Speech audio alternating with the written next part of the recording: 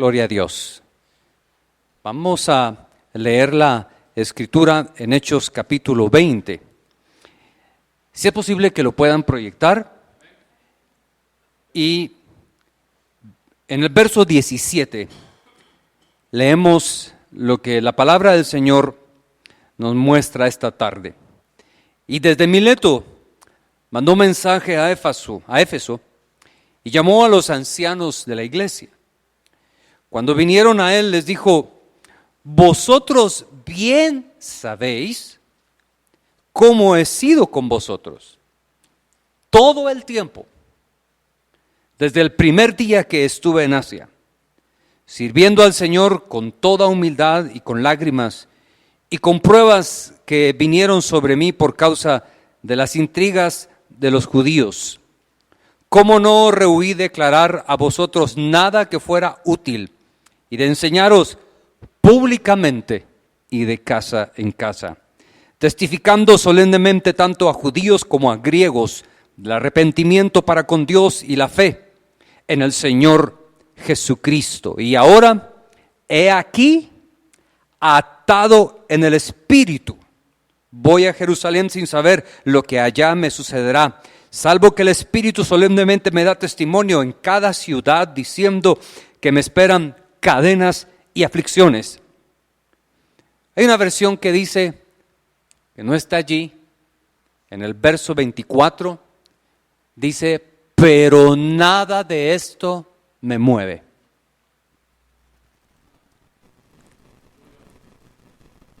Se lo comparto porque no lo va a encontrar en su versión, pero sí lo he leído.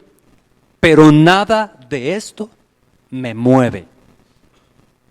Y en ninguna manera estimo mi vida preciosa para mí mismo, a fin de poder terminar mi carrera con gozo. Hay unas versiones que dice con gozo y hay otras versiones que dicen nada más terminar mi carrera. Gracias. Hace algunos años, yo pienso que hace muchos años, yo estaba en esos lugares, en uno de esas ciudades que a ustedes les gusta visitar. Algunos van cada año, otros van 2 veces por año, otros cada trimestre. Y visitando a un amigo de la infancia, él me dijo: ¿quisieras ir allá a aquel lugar? Ya usted va a saber por dónde estábamos. Y yo le dije: sí, aquel lugar que visité la ocasión anterior. Y él me dijo: sí, vamos. Y yo le dije: yo quiero ir. Y cuando entramos, yo observé el mismo templo que había visitado hace algunos años. Sí tenía poco tiempo de haberlo visitado, pero más adelante yo pude observar muchos edificios, porque era un área bastante grande.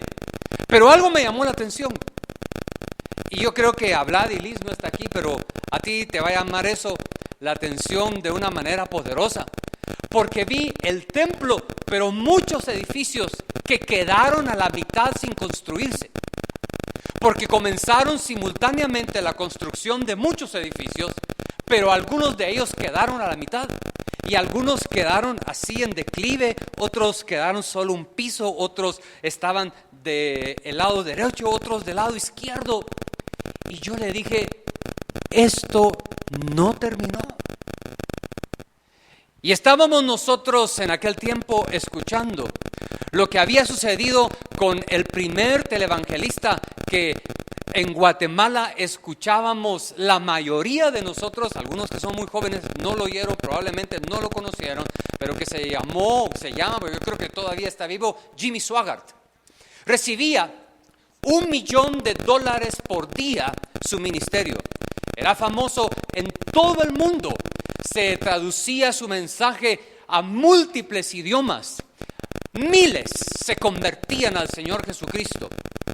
Pero cuando se supo del escándalo, y no voy a hablar de eso porque fue algo muy doloroso para todo el cuerpo de Cristo, creo que nuestro corazón estuvo afectado porque este siervo de Dios tuvo problemas. Y entonces las construcciones no pudieron concluirse. Todo quedó a la mitad y yo tuve la oportunidad de ver los edificios que jamás terminaron. Los edificios que quedaron a la mitad. Yo me imagino que él un tiempo ha de haber dicho: esto es lo que vamos a construir, esto es lo que vamos a hacer. Ha de haber puesto las fotos y los arquitectos le han de haber dicho: este es el diseño, así va a quedar Don Swagart. Ya va a ver, mire, esto aquí, aquello por el otro lado, las ventanas y cada detalle que implica tener un edificio al terminar no concluyó. Y yo en esa época no tenía celulares, no había llevado cámaras, pero en mi mente tomé la foto y vi los edificios que nunca llegaron a concluirse en su edificación. Entonces, yo quiero captar tu mente esta tarde con un mensaje, y es esto. Yo quiero que me prestes atención porque no quiero predicar mucho tiempo. Traigo pocas cosas que decirte, pero yo quiero que lo poco que traigo quede en tu corazón y se grabe. Oye esto: lo más importante después de haber conocido al Señor Jesucristo es terminar tu carrera. Lo más importante después de haber conocido al Señor Jesucristo, después de haber nacido de nuevo, lo más importante es que tú y yo terminemos nuestra carrera y que no nos quedemos como esos edificios a la mitad. Que no nos quedemos a la mitad del camino, ni siquiera un poco antes de la meta. Lo más importante es que tú y todos nosotros terminemos y lleguemos al final de nuestra carrera. Eso es lo más importante. Para mí, eso es lo más valedero. Eso es lo primordial. No es suficiente comenzar en el Señor. Eso es bueno, pero mucho mejor que eso es terminar nuestra carrera. Ahora, yo quiero que definamos qué es una carrera. Si me dan tiempo, lo voy a dejar para el final. Pero quisiera que miráramos en la Escritura qué fue lo que hizo este hombre que terminó su carrera. Porque aquí está diciendo: yo quiero terminar su carrera, pero creo que es en la epístola que le envía a Timoteo y le dice: ya la terminé, Timoteo. Entonces nosotros, mientras estamos vivos, no hemos terminado nuestra carrera. Tenemos una carrera, tenemos un camino, hay algo que queda por delante. Y entonces él manda a traer a los ancianos de Éfeso porque estaba en su tercer viaje misionero. Yo creo que todo eso lo van a aprender en el seminario. Él salió de Grecia, pasó por Macedonia y estaba rodeando todo el mar Egeo, así. Y cuando llegó al Asia, en Mileto habían aproximadamente unos 80 kilómetros para Éfeso, y manda a traer a los ancianos porque él tenía un mensaje que decirles. Era un hombre que no perdía el tiempo y él esperó allí. No sé cómo se conducían específicamente, si llegaron a caballo, si llegaron caminando, no sé exactamente cuál fue el método que utilizaron, pero él los esperó porque tenía un mensaje para ellos. Y por supuesto que el mensaje no era: me recogieron las ofrendas porque voy de viaje, me traen los diezmos, me traen las bolsas del dinero. No. Era un hombre que dependía de Dios. El mensaje que tenían, yo quiero que lo oigan, porque era el último mensaje que él les iba a dejar a aquellos hombres que jamás volverían a ver su rostro. Y entonces dice que llegaron los ancianos de Éfeso a Mileto, y cuando vinieron, Pablo era muy directo, seguro que no era latino, porque si hubiera sido latino les hubiera empezado a preguntar: ¿cómo está fulano? ¿Cómo está el primo? ¿Cómo está la mamá? ¿Cómo está la tía? ¿Cómo están los primos? Dice: cuando vinieron a él, lo primero que le dijo: vosotros sabéis. Oigan, Vosotros sabéis, y no tenía tiempo para perder Pablo. Aquí el asunto, como oíamos de parte del Señor, la vida está corriendo y nosotros tenemos que estar corriendo detrás de aquel que lleva la bandera de victoria. Porque yo voy detrás del vencedor, hermanos. Yo voy detrás de aquel que es victorioso. Yo voy detrás de aquel que todo lo puede. Yo voy detrás de aquel que cumple sus promesas. Yo voy detrás de aquel que es el capitán. Yo voy detrás de aquel que no ha perdido ninguna batalla. Si él va rápido, yo quiero ir rápido. Si él se detiene, yo me detengo. Pero yo voy detrás de él y no quiero distraerme ni a la diestra ni a la siniestra. Yo quiero seguirlo hasta el último día de mi vida y terminar mi carrera con él y decir: llegamos juntos, Señor, por tu gracia, por tu gloria, por tu misericordia. Llegamos, al final llegamos. Bueno, gloria a Dios. Y les dice: vosotros sabéis, ¿saben qué? ¿Cómo me he comportado? Y yo pensaba que él les iba a decir: ustedes saben cómo predico yo, que saben que va perdiendo uno conforme van pasando los años. Yo no sé quién tiene más edad aquí entre nosotros, pero independientemente de eso, saben que va perdiendo uno cuando van pasando los años. Ego. Si el Señor trata contigo, lo que vas perdiendo es ego. Ya no quiere uno gloria para uno mismo. Uno ya no predica para que lo reconozcan. Uno no está esperando que le digan: qué buen mensaje, hermano. Uno ya no predica para quedar bien con los hombres. Eso quedó atrás. Tal vez cuando comenzamos y queríamos lograr una posición, queríamos lograr un puesto, queríamos escalar de manera humana. Hoy ya no existe eso. Y entonces Pablo nos dijo: ustedes saben muy bien cómo está mi homilética, mi hermenéutica y mi exégesis y mi escatología. No les dijo nada de eso. ¿Sabe qué les dijo el apóstol Pablo? Ustedes saben bien cómo me he comportado. ¿Y saben que es muy importante para llegar al final de nuestra carrera? Nuestra conducta. Nuestra conducta es más importante que nuestra predicación. Te digo, cómo vivimos nosotros todavía es más importante que cómo alabas en los cultos. ¿Cómo vives tú y cómo vivo yo cuando termina el culto? ¿Cuál es tu comportamiento cuando no estás delante de todos los demás? Es todavía más importante que lo que hacemos aquí. Si lo que tú haces aquí te sirve para vivir mejor allá, bendito culto. Si lo que tú practicas aquí te sirve para enfrentar lo que está allá afuera, pues damos gloria a Dios. Pero realmente no es este momento el que hace la vida, es el Señor y tú, todos los días, en todo momento. Y Él no les dijo: ustedes saben bien cómo me he comportado cuando yo predicaba. Él no les dijo: ustedes saben bien cómo me he comportado yo desde el púlpito. Ni en ese tiempo no hacían domingos, sino que hacían Shabbat, y entonces sí los guardaban. Él les decía: ustedes saben bien cómo me comporto yo guardo el Shabbat. No les dijo eso. Oigan lo que les dijo el apóstol Pablo: ustedes saben bien cómo me he comportado con vosotros. Versículo 18, oigan esto: todo el tiempo, desde el primer día que entré en Asia. Y estuvo años allí. Eso quiere decir que él vivió cómo me porté con ustedes todo el tiempo que estuve con ustedes, desde el primer día que vine a la provincia de Asia. O sea que ellos, ¿qué conocían de Pablo? Por supuesto que conocían cómo predicaba Pablo. Y yo estoy seguro, por mucho, y no los quiero ofender a ninguno, de veras, con todo el respeto que ustedes me merecen, lo digo de todo corazón, aunque hayan estudiado en el mejor instituto teológico del mundo, yo creo que Pablo sabía más hebreo que nosotros. Porque algunos agarran la computadora y como tienen la concordancia Strong's y el Briggs, bueno, y el Thayers y todo lo demás, entonces dicen: mire, según el hebreo. Pero te voy a decir, Pablo sabía más.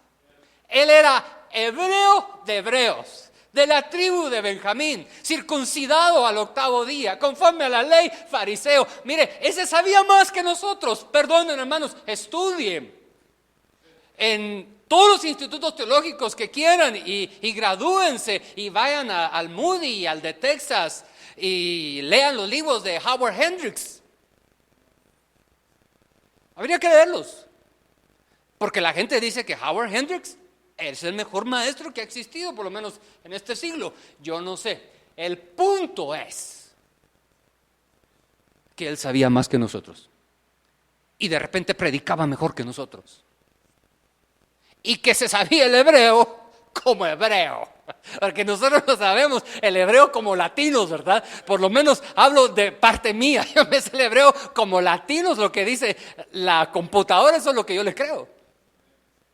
Pero ese no, de raíz, de lengua materna, ¿verdad? Así como hablan los jóvenes ahora en inglés. Y él no dijo, ustedes se recuerdan cómo predica, se recuerdan del mensaje del domingo por la tarde. ¿Qué mensaje, verdad? No. Me viene a la mente aquella historia que probablemente algunos de ustedes no conozcan de un predicador que era joven y tenía mucho ego, y él pensaba que predicaba muy bien y que la gente se admiraba cuando él predicaba.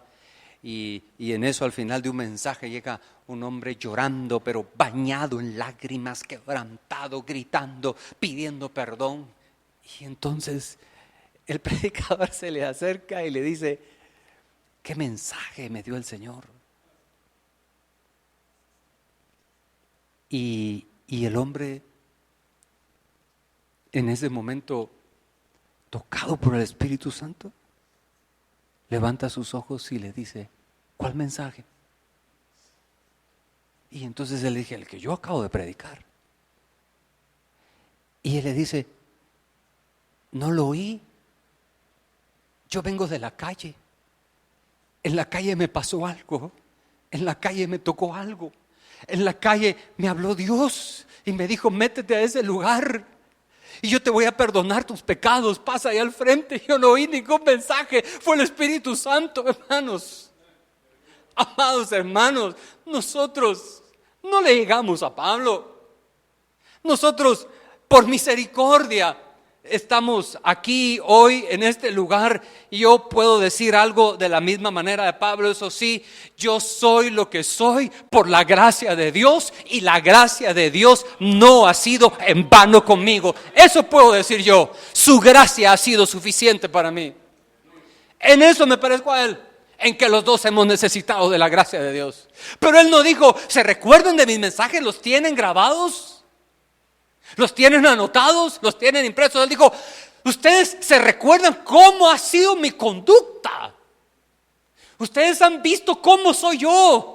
¿Cómo me levanto? ¿Cómo me acuesto? ¿Cómo trato a la gente? Han escuchado mis palabras, han visto mis reacciones cuando he tenido poco, cuando he tenido mucho. Ustedes han visto que yo no codicio ni el oro ni la plata. Ustedes han visto que yo no predico la palabra de Dios por interés, que mi amor no está en las cosas pasajeras, que mi amor no está en las cosas terrenales. Ustedes han comprobado a través de los años que yo estoy enamorado de un Dios invisible. Es un Dios invisible, pero es un Dios real, y han visto que ese Dios ha sido poderoso en mi vida, porque nunca me ha hecho falta nada. No he codiciado un centavo de lo que ustedes tienen. Mire, qué valor para enfrentar así a los hermanos que habían llegado de Éfeso a despedir a Pablo, y él resulta con todo esto. No dijo, ¿qué mensaje? Sino dijo, ustedes saben cómo soy yo. ¿Y saben qué? Hoy en día nosotros necesitamos vivir un culto permanente en nuestro corazón todo el tiempo y ser los mismos donde quiera que estemos. Y a veces solo bastaría con preguntarle a la esposa, mire, ¿y cómo es él? No la canción, sino no. ¿Y cómo es él en la casa? Sí. Porque fíjese que allá en el culto él alaba, él levanta las manos y llora, pero ¿y cómo es él en la casa? ¿Y qué se mantiene haciendo en la casa? Hermana, ¿y su esposo ora? ¿Y su esposo busca a Dios? ¿Y su esposo tiene intimidad con el Señor? ¿Y su esposo busca solas al Señor? ¿Y usted mira que su esposo lee la Biblia y estudia la Biblia? ¿Qué hace su esposo en la casa? Y usted mira algo de Dios en su marido en la casa. Y usted mira que su esposo atiende a sus hijos. Y usted mira que su esposo ora por sus hijos. Y lo mismo podríamos hacer con el marido. Y le preguntamos, ¿y ella cómo es en la casa? ¿Y ella cómo es cuando no está en público? ¿Y ella cómo es cuando no la miran los hermanos? Porque puede ser que aquí sonrisa de oreja a oreja y en la casa la sonrisa se desaparece. Le hicieron Photoshop en la casa. Allá ella no está contenta. Allá ella está protestando. Ella está inconforme. No es como en el culto. El marido quisiera que ella estuviera siempre en el culto, porque en el culto está contenta. En el culto está alabando a Dios. Pero en la casa es otra cosa. Y Pablo decía, ustedes saben cómo soy yo. Ustedes ya vieron cómo soy yo. Ustedes me han visto. Oiga eso. No dice en el tiempo del culto. Lástima que no tengo un puntero que dice, ¿cómo me porté? ¿Qué dice? Todo el tiempo. Y fueron casi 3 años. Porque lo iban a ver cuando trabajaba con sus manos. Y Pablo era el mismo. ¿Ustedes creen que uno puede ser el mismo cuando está en el púlpito y cuando no está en el púlpito? No podrá ser el mismo cuando está en el trabajo, que cuando no está en el trabajo. Yo oí la historia allí donde estoy trabajando, en un almuerzo de un muchacho que es ateo, imagínense, pero que él trabajó teniendo un jefe que le decía que era cristiano y tenía una Biblia en su escritorio y le hablaba del Señor, el jefe cristiano, pero mientras estaba en el trabajo. En una ocasión dice que se fueron allí a ese lugar donde a usted le gusta ir. Y como ya no estaban en Guatemala, el jefe que tenía la Biblia en la mesa que le hablaba del Señor, le dijo, mira, como no estamos en Guatemala, yo te invito a un club de noche. En español, para que tú entiendas, es nightclub, ¿verdad?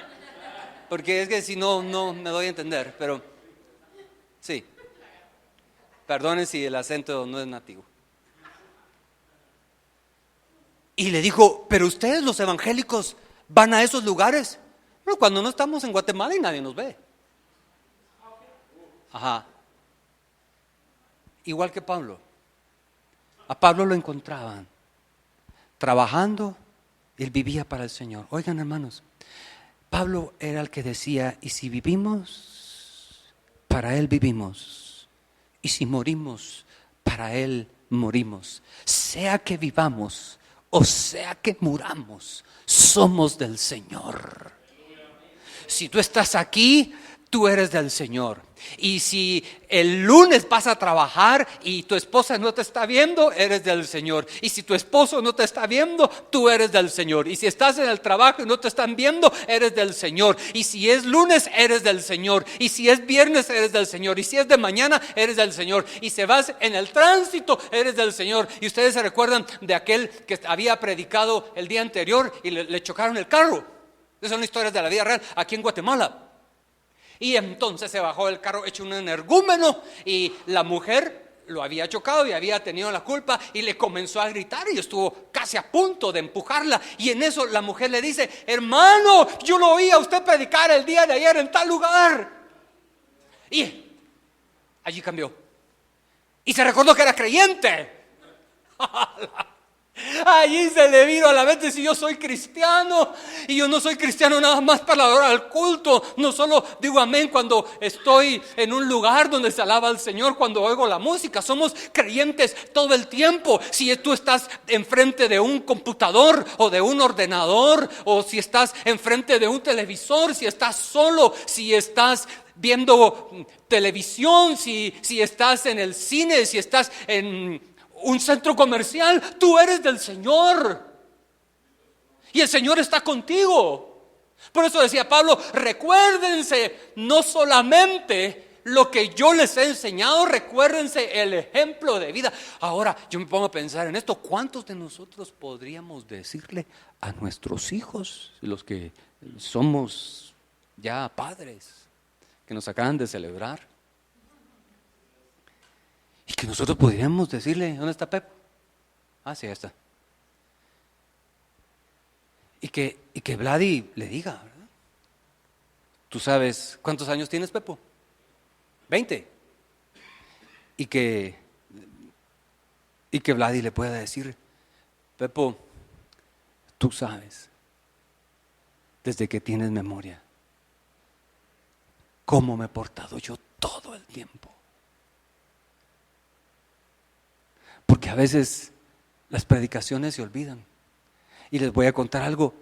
Yo he predicado ya por algunos años. Yo comencé a predicar cuando no tenía canas. Sí, no tenía canas cuando comencé a predicar.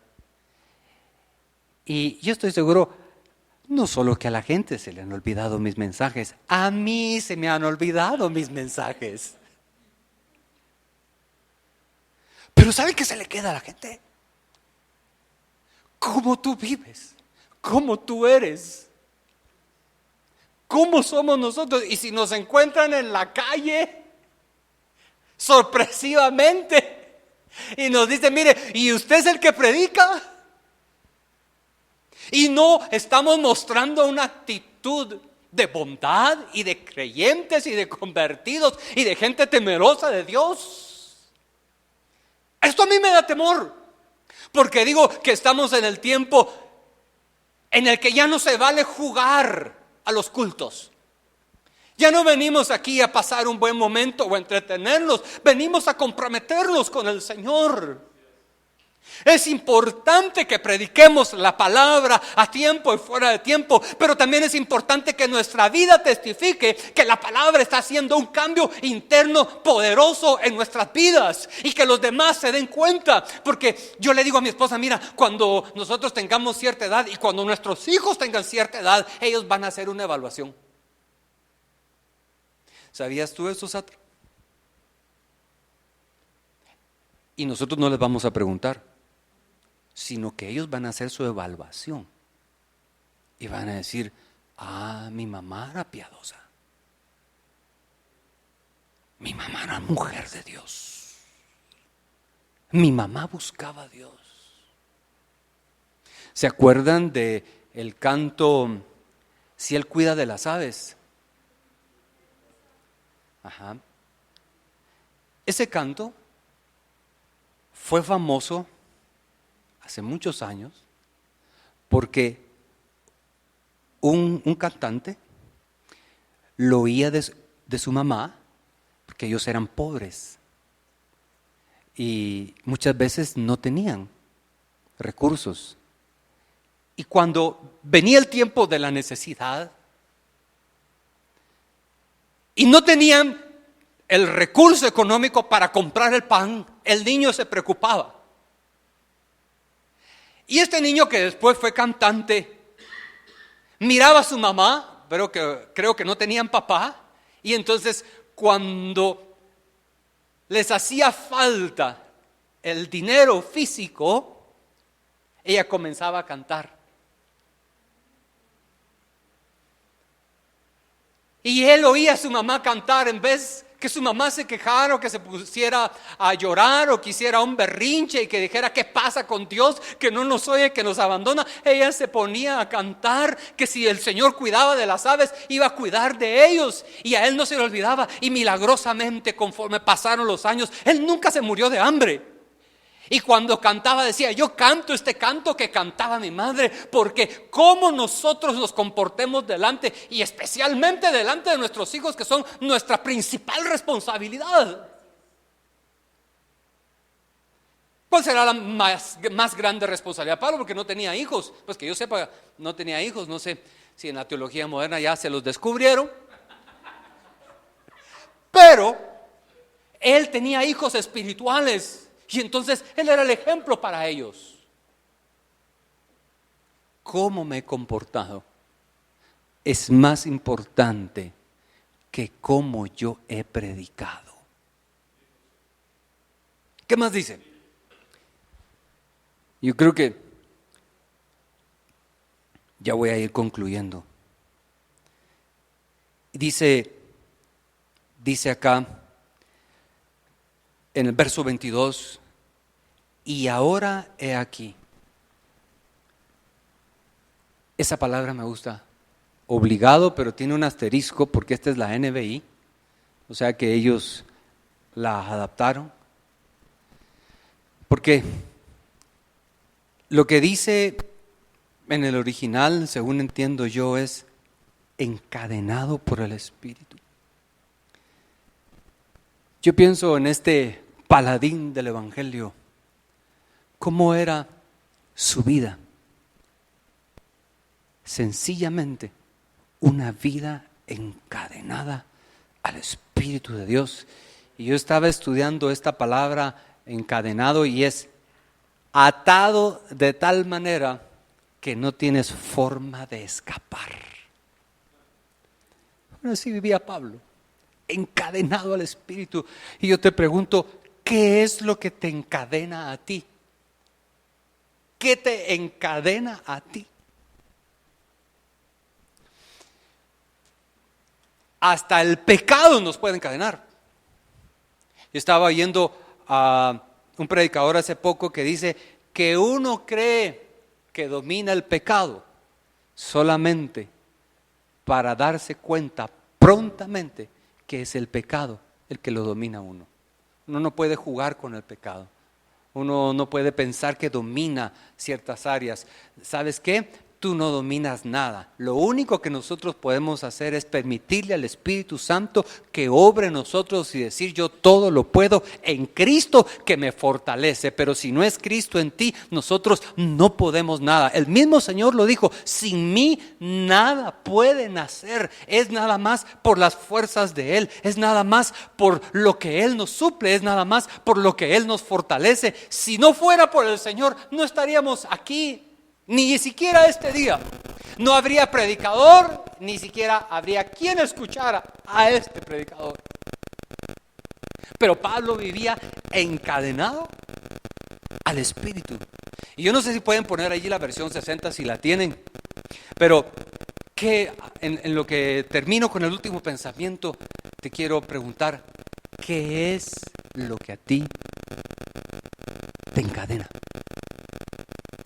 ¿Cómo vivía Pablo? Encadenado al Espíritu, atado al Espíritu, no se podía zafar del Espíritu, y así vivió su vida hasta el final.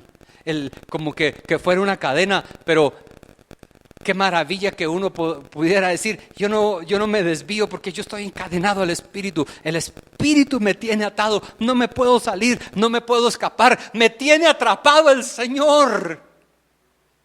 Uno pudiera decir así, yo vivo encadenado al Espíritu. Y el pecado lo puede tentar, pero uno vive encadenado al Espíritu. Y las tentaciones pueden llegar, pero uno vive encadenado al Espíritu. Pablo andaba por todos lados viajando, aquellos viajes que yo me imagino que han de haber sido muy difíciles, bien complicados, pero él andaba ante todo. Él decía, estas cadenas no son nada, no son tan poderosas como las cadenas que yo tengo. Cuando el Espíritu Santo me ata, uno debería de llegar a tal nivel donde diga, yo estoy encadenado. ¿Cómo estás, hermano? Encadenado, pero al Espíritu Santo. Libre del pecado, pero encadenado al Espíritu Santo. Atado al Espíritu Santo. No te deja el Espíritu Santo, ni quiero que me dejen, ni yo lo quiero soltar, ni Él me quiere soltar. Andamos juntos de día y de noche, el Espíritu Santo y yo. Somos uno. Uno en las cadenas. Pero las cadenas del Espíritu, solo esas aceptamos. Todo lo demás lo echamos fuera. En el nombre de Jesús. Bueno, la parte final, termino. Dice el verso 24, pero nada de esto me mueve. Porque yo no considero mi vida valiosa para mí mismo. Porque yo quiero, aquí está, gracias. Esto quería dejar en sus corazones para finalizar. Porque yo quiero terminar mi carrera con gozo. Préstenme su atención 5 minutos y después de los 5 minutos no se duerman porque vamos a orar. Ya después se puede dormir. ¿Me permite su atención? 5 minutos más. Bueno. Todos tenemos una carrera por correr. Los que predican y los que no predican. Los que sirven como músicos y los que no están como músicos. Los que tienen privilegio y los que no tienen privilegio. Todos tenemos una carrera. ¿Sabe cuál es esa carrera? Esa es común a todos. Nuestra carrera es llegar un día a parecernos al Señor Jesucristo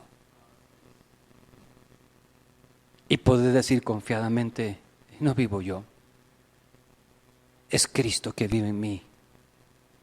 No es Eric Mois, es Cristo que vive en él. No es Atra de Mois, es Cristo que vive en ella. No es Pepo Búcaro, es Cristo quien vive en ti. ¿Sabes qué? En el Señor no hay hombre y mujer, no hay griego ni gentil, no es por ser judío, no es por ser de ascendencia aria, no es por tener ojos azules, no es por ser alto, no es por ser bajo. En el Señor lo que importa es la nueva criatura. ¿Y sabes qué es lo que el Señor te va a preguntar en aquel día? No te va a decir, ni siquiera nos va a preguntar el Señor dónde te congregabas, o qué instrumento tocabas, o si me sabía todo el himnario, o si me supe todas las predicaciones, o cuántas veces me leí la Biblia completamente. Lo que el Señor nos va a preguntar en aquel día es: ¿me obedeciste? ¿Hiciste lo que yo te pedí? A unos les va a pedir que prediquen, a otros les va a pedir que toquen un instrumento, pero a otros los va a clasificar en el área de buenos papás en su casa.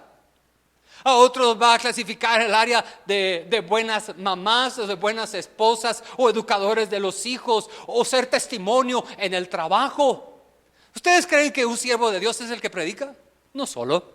Un siervo de Dios es aquel que cumple la voluntad de su Padre que está en los cielos. Y el Padre que está en los cielos a unos los tiene de cajeros, a otros los tiene de ejecutivos, a otros los tiene de taxistas, a otros los tiene de jornaleros, a otros los tiene trabajando como carpinteros, a otros los tiene como ingenieros, a otros los tiene como arquitectos, a otros los tiene como médicos, a otros como administradores. Él es padre de una gran familia. Aleluya.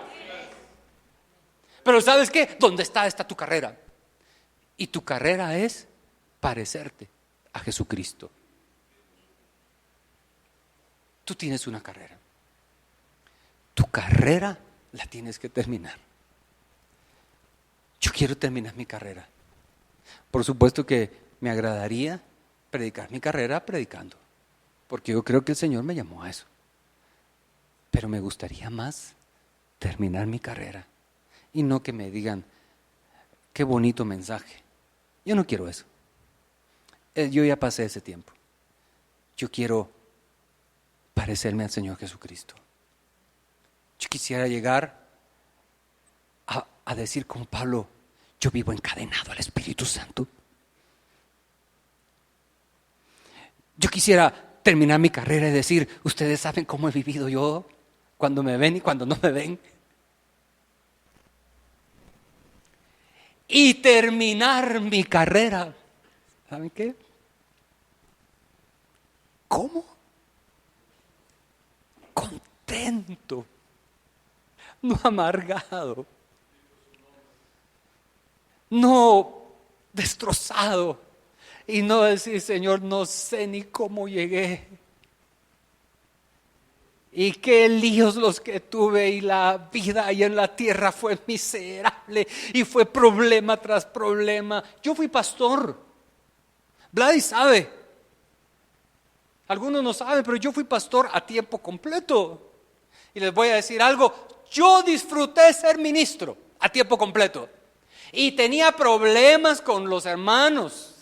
Me recuerdo algo que a mí me fastidiaba un poco, hermanos, que a ustedes les cuento porque no se los van a contar a ellos, pero había un hermano que le gustaba llamarme a la hora que yo comía y me hablaba 2 horas, y es que yo ya sabía que era él y me daba una pena no atenderlo, hermano. Bueno, esos eran de los problemas sencillos,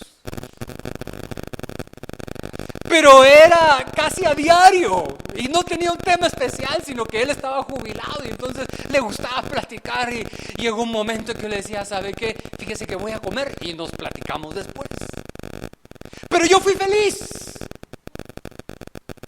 Y yo no quiero llegar con el Señor, qué problema con los hermanos, o llegar a decirle, Señor, qué problema, el matrimonio fue difícil, o decirle, Señor, qué problema, los hijos eran difíciles, o decirle, Señor, cuánto tráfico había ahí en Guatemala, y llegar con una mente cargada, con una mente atribulada. ¿Saben qué? Yo quiero terminar mi carrera, yo quiero llegar al final contento, con las manos en alto y decirle, Señor, lo logramos por tu gracia, por tu gloria, por tu poder. Aquí estamos, yo vengo dándote gloria, vengo cantando aleluya, vengo diciendo, Padre, eres poderoso, terminé la carrera con gozo. Amén. ¿Y qué se me hizo José? El José del teclado o del piano o de la guitarra.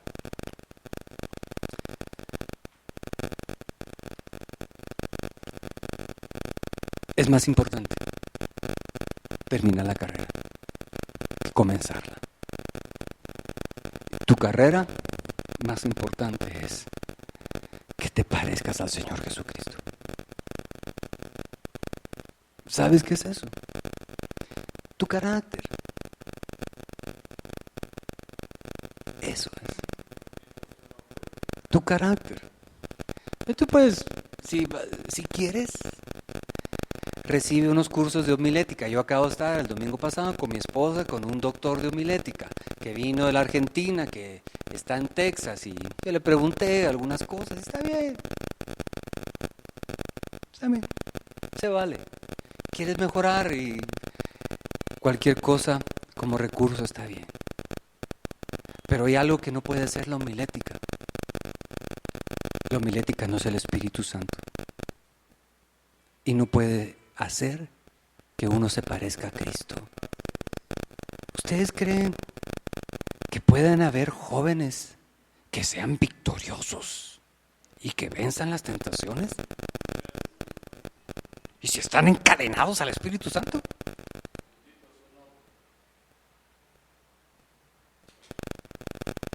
¿Cuántos quisieran salir hoy aquí encadenados al Espíritu Santo y decirle, Señor, ponme las esposas del Espíritu Santo y corramos juntos esta carrera y lleguemos al final con gozo?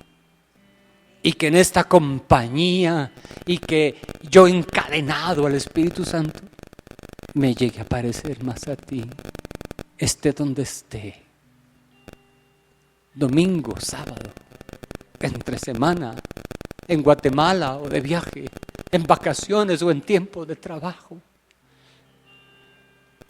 Que yo vaya corriendo mi carrera y que la termine con gozo.